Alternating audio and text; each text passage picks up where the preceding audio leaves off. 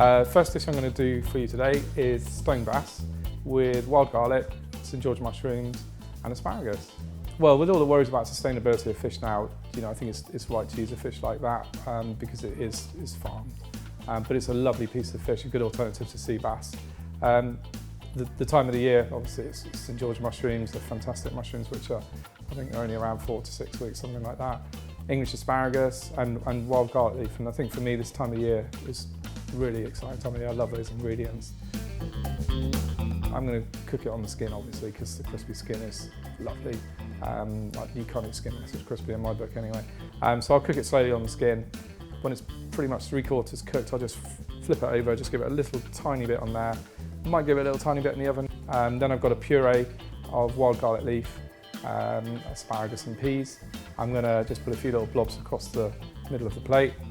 And then I'm just going to scatter some of the garnish, which I've warmed up in a little emulsion. And then I'll probably just put a few little bits of garlic leaf over the top and a few pea shoots and a bit of dressing. Right at the end, I'll just grate some truffle on the top of it. There you have my stone bass with wild garlic leaf, St George mushroom and English asparagus.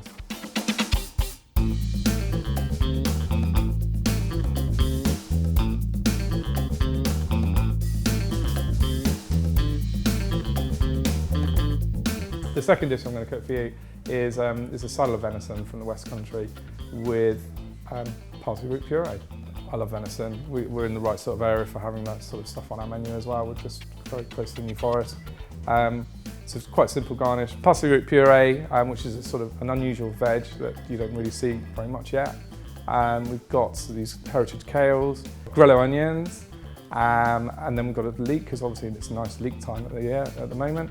And then we've just got a sloe gin sauce to go with that.